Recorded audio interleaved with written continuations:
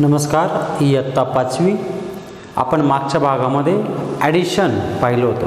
Addition म्हणजे आपण बेरीज केली होती, याच पद्धतीचे उदाहरणं होते, फक्त तिथं काय होती ॲडिशन. आणि आता आपण टॉपिक पुढचा पाहणार आहोत त्याच चॅप्टरमधला, तो म्हणजे सबट्रॅक्शन. सबट्रॅक्शन म्हणजे वजाबाकी. आणि वजाबाकी पण आपण नेहमी करतो नेहमीप्रमाणे, पण शक्यतो आपण वजाबाकी कशी करतो बा, आपण काय करतो, हातचा उसना घेतो. जर लहान संख्येतून मोठी संख्या वजा करायची असेल तर काय करतो आपण, मागच्या अंकाकडून काय करतो, हातचा उसना घेतो. पण त्याच्यामध्ये दुसरी पण पद्धत आहे, ती पण आपण पाहू. मग आपण पहिल्यांदा पहिली पद्धत जी आपण नेहमी करत आलेलो आहे त्याच पद्धतीने वजाबाकी जर आपल्याला करायची असेल तर मोठ्या संख्येतून लहान संख्या वजा होती हे आपल्याला माहिती आहे. मोठी संख्या असेल त्याच्यातून लहान संख्या आपण आरामशीर वजा करू शकतो. पण जेव्हा लहान संख्या असते आणि त्याच्यातून मोठी संख्या वजा करायची राहते, मग अशा ठिकाणी अनेक जणांचे उदाहरणं चुकतात. मग हातचा घेताना किती घ्यायचा, किंवा शून्य असेल तर काय करायचं, एखाद्या अंकाच्या मागं शून्य शून्य असं 2-3 वेळा असेल तेव्हा मात्र त्याच्यामध्ये चुका करतात. आपण असे पण उदाहरणं पाहू. आणि आपले जे नेहमीचे जर कॉलम करून जरी तुम्ही अशा पद्धतीने केले तरी चालेल. पण 2 पद्धती कशा आहे त्या मी सांगतो वजाबाकी करताना. पहिलं म्हणजे हातचा घेऊन आणि दुसरं म्हणजे हातचा देऊन. आपण त्या दोन्ही पाहू. आपण हे नेहमीप्रमाणे जसं आत्तापर्यंत करत आलेलो आहे. जसं इथं 3 आणि 7 आहे आणि इथं सबट्रॅक्शन आहे. तर 3 - 7 म्हणजेच 3 - 7. आता 3मधून 7 वजा होत नाही. इथं पण तोच नियम आहे. एकक खाली एकक, दशक खाली दशक, शतक खाली शतक, या पद्धतीने पहिल्यांदा लिहायचं. किती अंकी संख्या आहे पहिल्यांदा हे चेक करायचं. जसं या ठिकाणी 5 अंकी नाही तर पण 5 अंकी आहे तर एकक खाली एक अंक येणारच आहे. पण ज्या ठिकाणी 5 अंकी, 3 अंकी किंवा 5 अंकी, 4 अंकी किंवा 6 अंकी आणि 5 अंकी या पद्धतीने संख्या बदल राहतात, तेव्हा मात्र एकक खाली एकक, दशक खाली दशक योग्य प्रकारे लिहिणं पहिलं काम महत्त्वाचं राहतं. कारण ती सुरुवात राहते, ती चुकली तर उत्तर चुकणारच, म्हणून ते महत्त्वाचं. त्याची पहिल्यांदा प्रॅक्टिस नीट पाहिजे. आणि आता या ठिकाणी पहा, 3मधून 7 वजा होत नाही आपल्याला माहिती आहे. तर आपण नेहमीच्या पद्धतीने काय करतो, 3 काय करतो, 3वर काट मारतो, 3चे 13 लिहितो आणि म्हणजेच तो दशककडून म्हणजेच मागच्या अंकाकडून काय करतो, 10 उसने घेतो. म्हणजेच या ठिकाणी किती राहतात मग 8. आणि मग हे काम केल्यानंतर मग पुढची वजाबाकी म्हणजेच 3चे लिहिले आपण 13, एक हातचा याच्याकडून घेतल्यामुळं याचे 13 झाले आणि म्हणून इथं किती राहिले मग 8. आणि मग वजाबाकी, मग 13तून 7 गेले, 13मधून 7 गेले 6, म्हणजेच इथं 6. पुढं वजाबाकी होती का चेक करायचं. नाही वजाबाकी झाली तर परत मागच्या अंकाकडून आपण काय करतो, 1 उसना घेतो, म्हणजेच त्या हिशोबाने 10 उसने घेतो. मग 8मधून 4 जातात का, जातात. मग 8मधून 4 गेले 4. आता या पुढं पहा, परत 2 वजा 5 आहे. 2मधून 5 वजा होत नाही, पण आपण तेच काम जेव्हा वजाबाकी होत नाही, लहान संख्येतून मोठी संख्या वजा करायची वेळ येते, तेव्हा काय करतो आपण, मागच्या अंकाकडून काय करतो, 1 हातचा उसना घेतो. जसं इथं 2 आहे तर 2वर मी काट मारेल, 2चे 12 लिहिल, कारण 1 उसना घेतलेला आहे तर मागचा जो अंक आहे त्याच्याऐवजी काय लिहिलं मी 3, म्हणजे 1 उसना घेतला. आणि मग त्यानुसार पुन्हा काय क्रिया होईल, मग वजाबाकीची 12मधून 5 गेले 7, वजाबाकी झाली. आता परत या ठिकाणी पहा, या ठिकाणी 3 आहे आणि खाली किती आहे 8. हे ज्यांनावर काट मारलेले ते अंक आता गृहीत पकडायचे नाही. जो वरचा अंक 3 आहे, 3मधून 8 वजा होतात का, तर 3मधून 8 वजा होत नाही. मग क्रिया तीच, जरी तो वरचा हातचा असला तरी क्रिया तीच राहणार. जर वजाबाकी होत नाही तर काय करायचं आपण, 3वर काट मारली, हातचा मागच्याकडून घेतला, 3चे 13 आणि 6 ऐवजी काय लिहायचे मग 5. आणि हे लिहिलं का मग वजाबाकी परत नेहमीसारखी, म्हणजेच 13तून 8 गेले 5. आणि आता या शेवटी काय होईल, शेवटच्या ठिकाणी 5मधून 2 गेले 3. या पद्धतीने वजाबाकी झाली. संख्या वाचता यायला पाहिजे, मागच्या तासाला पण सांगितलं. पहिलं महत्त्वाचं काम तेच आहे की तुम्हाला संख्या वाचताच यायला पाहिजे. आणि मग आपण आज म्हणू शकतो 64,293 मायनस म्हणजे वजाबाकी, वजा मायनस 28,547 इज इक्वल टू म्हणजे उत्तर काय आलं मग, इज इक्वल टू 35,746. मग ही आपली नेहमीची पद्धत. आपण काय करतो, वजाबाकी नाही झाली, लहान संख्येतून मोठी संख्या वजा करता नाही आली तर काय करतो आपण, मागच्या संख्येकडून 1 हातचा घेतो आणि म्हणजेच 1 म्हणजे ते 10 मग 10 आणि 3 13 झाले. इथं 8 ऐवजी काय 9 ऐवजी काय राहिले 8 असं त्याचा अर्थ होतो. मग प्रत्येक ठिकाणी तसाच विचार करून आपण वजाबाकी करतो. आता मी दुसरी पद्धत सांगतो. इथं पण एक वजाबाकीचंच आहे. इथं पण 7 अंकी आणि 7 अंकी संख्या आहे. एका खाली एकच अंक आलेले आहे. पण एक दुसरी पण पद्धत आहे. इथं जसं आपण 3चे 13 करतो सुरुवात तशीच आहे. समजा ज्या ठिकाणी हातचा घ्यायचा असतो पण नंतर मात्र हातचा देऊन सुद्धा वजाबाकी करता येते. मग आपण या ठिकाणी त्या टाईपचं उदाहरण असेल तर त्यानुसार विचार करू आणि ते हातचे मनातल्या मनात पकडून आणि मनातल्या मनातच देऊन सुद्धा आपण ते उदाहरण सोडू शकतो. मग कसं काय ते पहा. आता या ठिकाणी 9 - 3 तर 6 इथं नेहमीसारखी वजाबाकी. 9मधून 3 गेले 6. पण पहा पुढं 1 - 2 एकामधून 2 वजा होत नाही तर आपल्या हिशोबाने आपण काय करतो 1चे 11 पकडतो. ठीक आहे ते लिहायचे नाही फक्त 1चे 11 म्हणजेच 11मधून 2 गेले 11तून 2 गेले 9. आता आपण 1चे 11 असं पकडलेलं आहे मनामध्ये. आपण इथं काय करायचं आपण या 1वर काठ वगैरे काहीच नाही पण 1चे 11 केल्यामुळे इथं एक हातचा देऊन टाकायचा. हातचा देऊन टाकला म्हणजे थोड्या वेळ उसना घेतला होता 5कडून पण लगेच देऊन टाकला पुढच्या स्टेपमध्ये असं त्याचा अर्थ. आणि पुन्हा पुढची वजाबाकी करायला सुरुवात करायची. मग कशी पहा. आता या ठिकाणी 5चे इथं काही 4 पकडायचे नाही कारण आपण हातचा घेतला आणि लगेच दिलेला आहे त्याच्यामुळे 5चे 4 लिहायचे नाही. मग काय करायचं पहा 5 आहे आणि ह्या दोघांची बेरीज करायची. 4 आणि 1 या दोघांची बेरीज करायची. जो हातचा दिलेला आहे खाली तो आणि जो अंक होता 4 या दोघांची बेरीज किती होईल 5. मग ह्या 5मधून हे 5 वजा झाले म्हणजेच 5मधून 5 गेले 0 म्हणजे या ठिकाणी आला 0. वजाबाकी पूर्ण झाली. पुढं 7 - 7 0 या ठिकाणी काही प्रॉब्लेम नाही. 1 - 0 1 एकामधून 0 गेला तर एकच शिल्लक राहतो आणि 3मधून 0 गेला तरी 3च राहतील आणि परत एकदा एकामधून 1 गेला 0. तर या पद्धतीने त्याचं ॲन्सर आलं. म्हणजे असं होतं प्रश्न 13,17,519. पुन्हा एकदा वाचायचं याच पद्धतीने -10,7,423 यांची जर वजाबाकी आली काय = 3,10,096. तर या पद्धतीने त्याचं उत्तर आलं. आता ही जी पद्धत आहे का ज्या ठिकाणी आपण हे जे काट मारून संख्या लिहितो इथं तसं काहीही दिसत नाही तर आपण काय करू ह्या टाईपने अजून एक उदाहरण समजून घेऊ. काही पद्धत नेमकी काय. तुम्हाला ह्या टाईपने जर सोडवता आलं तर नक्कीच सोडवा. कोणत्याही पद्धतीने सोडवलं तरी चालेल पण उत्तर मात्र योग्य यायला पाहिजे. मग पहिली जी एक्झरसाइज आहे ती ह्या पद्धतीने ती पूर्ण करा आणि नंतर कॉलम करून केले तरी चालेल. पण मी काय करतो मी अजून एक उदाहरण समजून सांगतो जे सबट्रॅक्शनचं आहे. आता इतक्यात काय सांगितलं वजाबाकी आपण 2 पद्धतीने करू शकतो. एक आपण हातचा घेऊन आणि एक हातचा देऊन. मग हातचा घेऊन म्हणजेच 3 असेल तर 3चे 13 लिहितो आणि मागचा अंक 1ने कमी करतो. 5 असेल तर 15 लिहितो आणि मागचा अंक 1ने कमी लिहितो. मग त्या पद्धतीने आपण नेहमी सोडवतो. पण ही जी दुसरी पद्धत आहे त्याच्यामध्ये ते काट मारणं किंवा 3चे 13 करणं दरवेळेस किंवा 5चे 15 करणं मागचा अंक 1ने कमी करणं याच्या स्टेप आहे ह्या कमी होतात आणि याच्यामध्ये वेळ वाचतो. सुरुवातीला समजायला थोडा वेळ लागेल पण याचा जर तुम्ही वापर केला तर उदाहरणं मात्र लवकर सुटले जातील. मग याची प्रॅक्टिस पण करा. मग आपण अजून एक उदाहरण त्याच टाईपचं घेऊ आणि उदाहरण काय पहिल्यांदा मी वाचतो. परत एकदा सांगतो वाचन करणं आवश्यक आहे. वाचाल तर वाचाल म्हणून वाचन करणं आवश्यक आहे. 38,01,213 - 37,54,648 म्हणजे यांची काय वजाबाकी. लेखी उदाहरणामध्ये पण लक्षात ठेवा जर तुलना असेल तर वजाबाकीच राहते. टोटल असेल तर ॲडिशन राहते. म्हणजे काही शब्द असे असतात का ज्या शब्दांचा अर्थ आपण समजून घ्यायचा राहतो का तिथं ॲडिशन आहे का सबट्रॅक्शन आहे. पुढं मात्र हेच काम करायचं राहतं. लेखी उदाहरणंसुद्धा सोपेच राहतात पण तिथं काय करायचं आहे हे लक्षात न आल्यामुळं अनेक जणांना लेखी उदाहरणं अवघड जातात. पण तो अर्थ समजून घेणं आवश्यक आहे आणि वजाबाकी तशी काही अवघड नसते. आता आपण अजून एक उदाहरण समजून घेऊ ज्याच्यामध्ये आपल्याला दुसऱ्या पद्धतीने विचार करायचा आहे. आता इथंच पहा 3मधून 8 वजा होतात का तर 3मधून 8 वजा होत नाही. सुरुवात तशीच राहते जी आपण आत्तापर्यंत विचार करता आलो त्याच पद्धतीने 3मधून 8 वजा होत नाही.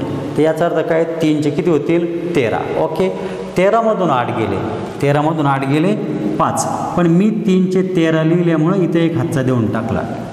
मी 3चे काय म्हटलं 13, 13मधून 8 गेले 5, ते लिहिलं मी. पण 3चे 13 केले म्हणून एक हातचा पुढच्या अंकाच्या खाली लिहून टाकला, लिहून दिला. आता परत विचार करा. परत आता वरचा अंक काय आहे 1 आहे आणि ह्या दोन्ही अंकांची बेरीज, जो हातचा इथून देऊन टाकलेला आहे, ह्या दोन्ही अंकांची बेरीज किती आता 5. 1मधून 5 वजा होतात का? 1मधून 5 वजा होत नाही. मग 1चे पुन्हा 11 करायचे, म्हणजे डायरेक्ट 1चे 11, 3चे 13 याच पद्धतीने. मग 1चे किती होतील 11. आता 11मधून हे 5 वजा करायचे, 11मधून ह्या दोघांची बेरीज म्हणजे किती 5. 11तून 5 गेले किती उरतील 6. 11तून 5 गेले 6. लक्षात ठेवा, मी तर 3चे 13 केले होते तर हातचा लगेच देऊन टाकला. मी या ठिकाणी पण मी 1चे 11 केले म्हणजे हातचा लगेच देऊन टाकावं लागेल. लगेच हातचा देऊन टाकला या ठिकाणी. पुन्हा आता पुढची वजाबाकीला सुरुवात. म्हणजे आता इथं पहा 2 आहे आणि इथं बेरीज किती आहे 7. 2मधून 7 वजा होतात का? तर नाही. लगेच 2चे 12. मग 12मधून 7 गेल्यावर किती? तर 12मधून 7 गेले तर 5. आणि परत तोच विचार काय, मी 2चे 12 केले होते, मग हातचा देऊन टाकला परत त्याच पद्धतीने. आता पुढच्या वजाबाकीमध्ये येऊ आपण. त्याच्यात 1मधून ह्या दोघांची बेरीज म्हणजे 5 वजा होईल का? 1मधून 5 वजा होत नाही. तर 1चे मी काय कराल 11 आणि 11तून हे 5च वजा कराल. 11तून 5 गेले 6.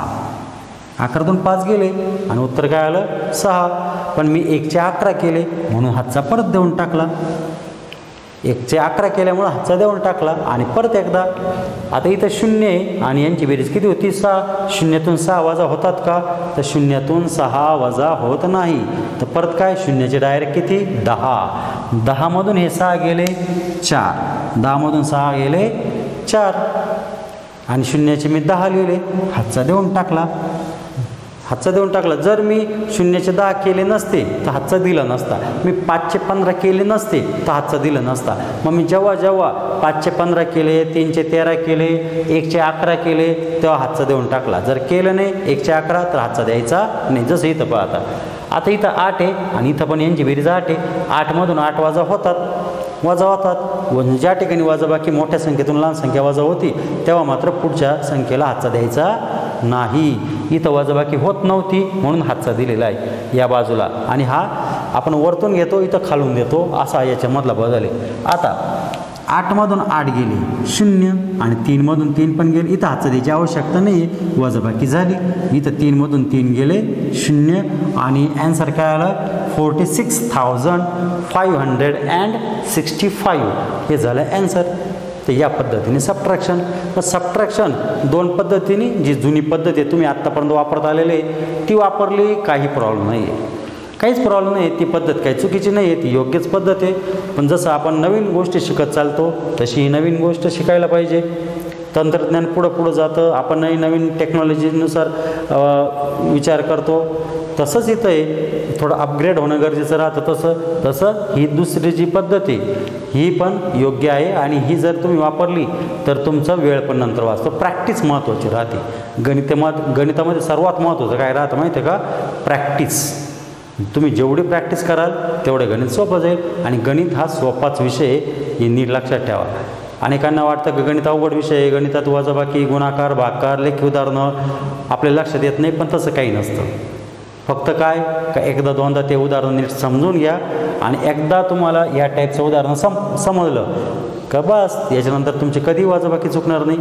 तुमचं गुणाकारचं एक उदाहरण नीट, ज्याला अर्धा तास लागला तरी चालेल, पण नीट ते उदाहरण समजून घेतलं ते त्याच्यानंतर तुम्ही 100 उदाहरणं आरामशीर सोडू शकतात.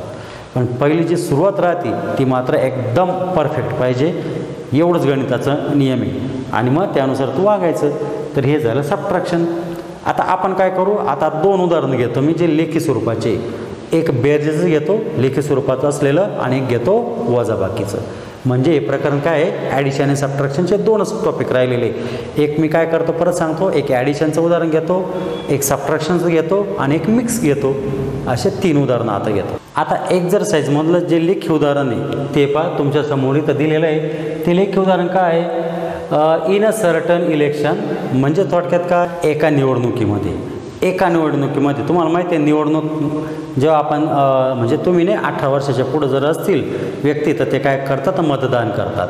तर त्या उदाहरणाचा अर्थ असा आहे, एका निवडणुकीत 13,47,048 आर वुमन, म्हणजे किती 13,47,048 हे काय वुमन, अँड 14,29,638 आर मेन, म्हणजे काय 14,29,638 काय आहे पुरुष. म्हणजे स्त्रिया आणि पुरुष 13,47,048 हे स्त्रिया आणि 14,29,638 हे काय पुरुष आहे. तर काय विचारलेलं आहे, आणि वोट म्हणजे त्यांनी काय दिलेलं आहे, केलेलं आहे मतदान केलेलं आहे, मतदान. आणि असं विचारलेलं आहे तर एकूण किती मतदान झालं, एकूण किती मतदान. जेव्हा एकूण म्हणजे टोटल म्हणजे काय राहील बरं, बेरीज. आणि जेव्हा बेरीज राहील, तुम्हाला माहिती आहे का बेरीज आपण नेहमीसारखी करतो. आणि इथं जर विचार केला तर 7 अंकित संख्या आहे दोन्ही पण, म्हणून बेरीज करायला काही तशी अडचण येत नाही. मग आपण बेरीज नेहमीप्रमाणे करू. 8 अधिक 8 16, हातचाला 1 हातचा वरती काय इथं दिलं तरी चालतं बरं का. 4 आणि 4 8, 6 6 7 आणि 9 16, हातचाला 1, 4 आणि 3 7, 3 आणि 4 7 आणि 1 आणि 1 2. तर उत्तर काय आलं मग 27,76,686. किती मतदान झालेले आहे, तर दोघां मिळून 27,76,686 एवढं मतदान झालेलं आहे. मग आपण तेच लिहू शकतो, therefore they together poll 27,76,686 votes. म्हणजे काय दोघां मिळून, त्या दोघां मिळून म्हणजे काय स्त्री आणि पुरुष या दोघां मिळून एकूण किती मतदान झालं 27,76,686. मग टोटल शब्द आला, सम शब्द आला, ॲड म्हटलं का म्हणजे ॲडिशन राहते. यानुसार आपण लेखीमधलं एक उदाहरण घेतलं. आता सबट्रॅक्शनचं पण एक उदाहरण घेऊ का त्याच्यामध्ये काय करायचं आहे आणि त्याचा अर्थ काय. अजून एक सांगायचं म्हणजे तुम्हाला मोठ्यात मोठी संख्या पण ओळखता यायला पाहिजे. जसं मी म्हटलं मोठ्यात मोठी 2 अंकी संख्या काय, मोठ्यात मोठी 2 अंकी संख्या. जर मोठ्यात मोठे 2 अंकी म्हटलं तर तुम्हाला माहिती आहे सुरुवात 10 पासून राहते. म्हणजे माहिती म्हणून तुम्हाला सांगतो काही उदाहरणामध्ये असं असतं. त्यानुसार 2 अंकी संख्या 10 पासून सुरू होती तर 99 पर्यंत राहतं. 3 अंकी संख्या 100 पासून सुरू होती तर 999 पर्यंत राहते. 4 अंकी संख्या 1000 पासून सुरू होती तर कुठपर्यंत 9999 या पद्धतीने. मग सर्वात लहान आणि सर्वात मोठी, मग 2 अंकी जर विचार केला तर लहान 10 आहे तर सर्वात मोठी 99 आहे. 3 अंकी सर्वात मोठी संख्या विचार केली तर 100 आणि लहानात लहान आणि 999 मोठ्यात मोठी. या पद्धतीने लहानात लहान आणि मोठ्यात मोठ्या संख्या राहतात. आणि काही ठिकाणी काय करतात 4 अंकी संख्या लहानात लहान म्हणजे स्मॉलेस्ट आणि बिगेस्ट यांची वजाबाकी करा किंवा ॲडिशन करा, अशा प्रकारचे पण प्रश्न राहतात. तर हे पण तुम्हाला माहीत पाहिजे का लहानात लहान 4 अंकी असेल 3 अंकी कोणत्या संख्या राहतात. तर आता आपण सबट्रॅक्शनचं एक लेखी उदाहरण पाहू. आता या ठिकाणी एक वजाबाकीचं उदाहरण तुम्हाला दिसत असेल. आता वजाबाकीचं म्हणजे परीक्षा, आता इथं ठीक आहे एक्झरसाईज तुम्हाला माहिती आहे का मागची एक्झरसाईज असेल तर ती ॲडिशनची आहे, पुढची एक्झरसाईज वजाबाकीची आहे, त्याच्या पुढची एक्झरसाईज मिक्स एक्झाम्पल आहे, कारण तुम्हाला पुस्तकानुसार लक्षात पण येईल. पण परीक्षेला समजा उदाहरण आलं आणि उदाहरण आल्यानंतर तुम्हाला हे कळायला पाहिजे ना का याच्यामध्ये बेरीज आहे का वजाबाकी, ते येईल लक्षात. आता वजाबाकीचे एक्झरसाईज असं आपण म्हणू शकतो, पण हे परीक्षेला लक्षात यायला पाहिजे नक्की उदाहरण कोणत्या प्रकारचं आहे. तर ह्या उदाहरणामध्ये काय पहा असं आहे, इन अ सर्टन सिटी, परत एका शहरामध्ये 16,52,978 आर वुमन, म्हणजे 16,52,978 काय आहे स्त्रिया आहे. अँड 16,37,856 आर मेन, म्हणजे पुरुष कमी आहे आणि स्त्रिया जास्त आहे असं त्याचा अर्थ होतो. मग हा झाला पहिला अर्थ. आणि पुढं काय म्हटलेलं आहे, number of woman exceeds the number of main, म्हणजे काय स्त्रिया पुरुषांपेक्षा कितीने जास्त आहे, कितीने जास्त आहे. आता कितीने जास्त आहे असा अर्थ होतो, म्हणजेच आपल्याला वजाबाकी करावं लागेल. म्हणून मी लिहिताना पण काय केलेलं आहे, जी संख्या मोठी आहे ती वरती लिहिलेली आहे, जी संख्या लहान आहे ती खाली लिहिलेली आहे, कारण वजाबाकीमध्ये आपण मोठी संख्येतून लहान संख्या वजा करतो त्यानुसार. मग याचा अर्थ परत सांगतो, एका शहरामध्ये 16,52,978 स्त्रिया आहे आणि त्या मानानं पुरुष कमी आहे, म्हणजे 16,37,856. आणि असं विचारलेलं आहे का स्त्रिया या पुरुषांपेक्षा कितीने जास्त आहे. आता कितीने जास्त आहे म्हणजे थोडक्यात काय वजाबाकी, जसं आपण म्हणतो एखाद्याकडे 50 रुपये, एखाद्याकडे 100 रुपये किंवा 150 रुपये, तर किती रुपये जास्त आहे पहिल्यापेक्षा, म्हणजे थोडक्यात आपण काय करतो वजाबाकी. किंवा असं एक उदाहरण, समजा मी म्हटलं माझ्याकडे 5 चॉकलेट आहे, दुसरं म्हटलं माझ्याकडे 3 चॉकलेट आहे, तर मग याचा अर्थ मी असं म्हणू शकतो माझ्याकडं तुझ्यापेक्षा 2 चॉकलेट जास्त आहे, म्हणजे काय केली वजाबाकी त्याच पद्धतीने. मग त्याच पद्धतीने इथं पहा वजाबाकी का आपल्याला नेहमीप्रमाणे करायची, आणि मी जी दुसरी पद्धत आहे त्याच पद्धतीने करणार.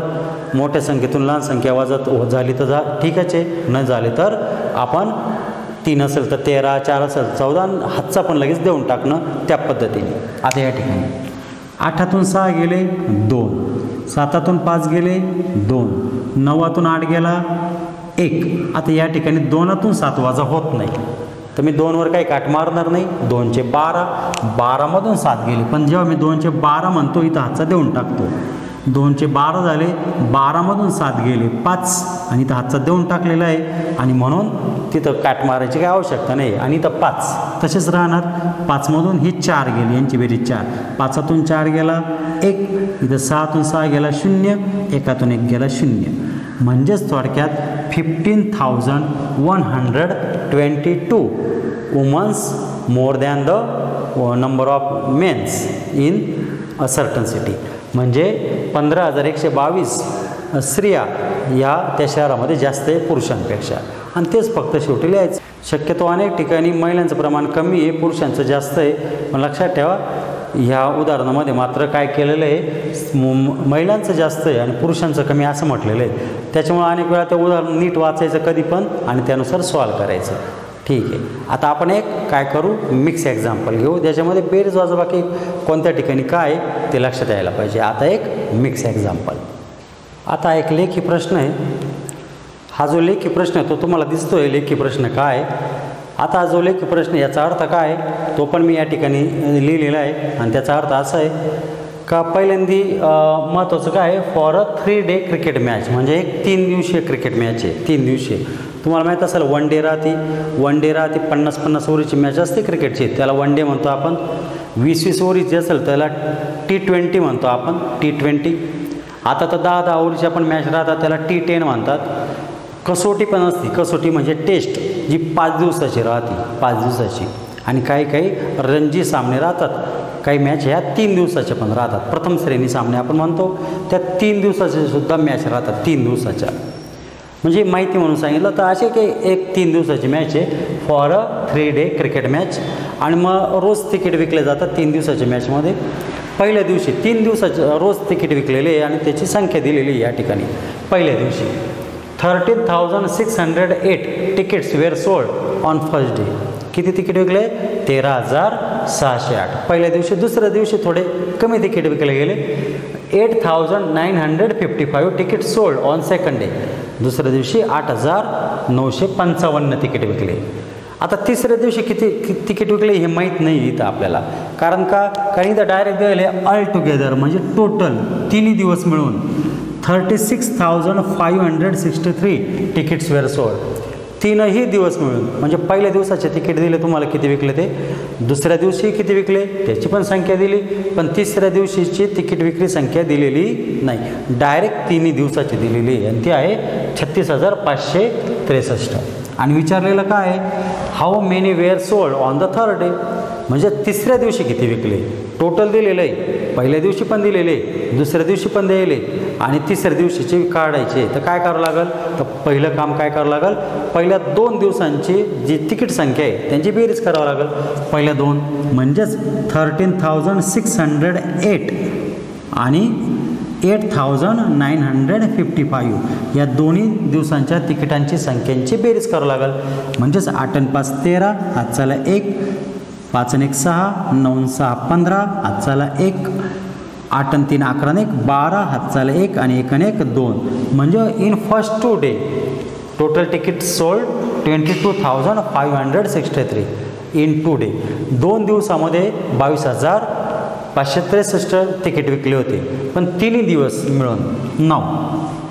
आता आपल्याला तिसऱ्या दिवसाचे काढायचे, पण पहिल्यांदा टोटल किती आहे 36,563 मधून हे 2 दिवसाचे तिकीट वजा करायचे, जी संख्या आहे ती म्हणजेच -22,563 मायनस होतील आणि यांची वजाबाकी आपल्या नेहमीच्या पद्धतीने म्हणजेच 3 - 3 0 6 - 6 0 5 - 5 0 6 - 2 4 3 - 2 1 म्हणजेच 14,000 ticket sold on the third day. म्हणजेच तिसऱ्या दिवशी किती तिकीट विकले गेले 14,000. हा त्याचा अर्थ. आणि शेवटी परत एकदा वाक्यामध्ये लिहायचं. कसं लिहायचं therefore 14,000 tickets were sold on the third day.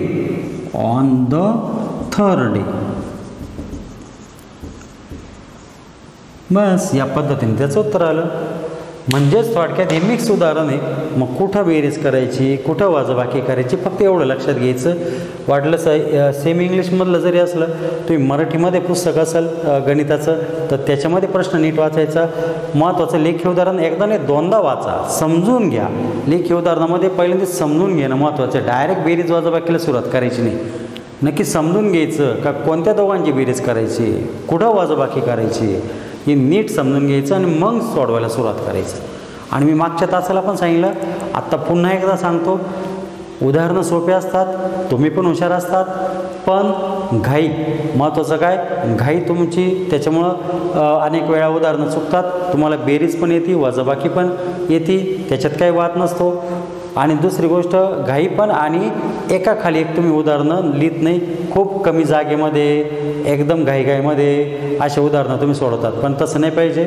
एकदम सुटसुटीतपणे एकाखाली एक आणि एका लाईनमध्ये जवळपास एकच उदाहरण या पद्धतीने उदाहरणं लिहायला पाहिजे. तर आपण हे प्रकरण कोणतं पाहिलं, ॲडिशन अँड सबट्रॅक्शन. मागच्या तासाला फक्त ॲडिशन आपण घेतलं होतं, या तासाला सबट्रॅक्शन पण घेतलं आणि मिक्स एक्झाम्पल आणि लेखी उदाहरणं पण घेतले आपण.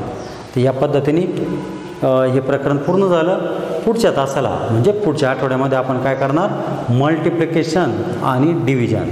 तर ह्याच्या एक्झरसाइज तुम्ही पूर्ण करा आणि नंतर तुमचे पाढे पण पाठ ठेवा, कारण पुढच्या तासाला काय मग मल्टिप्लिकेशन अँड डिव्हिजन.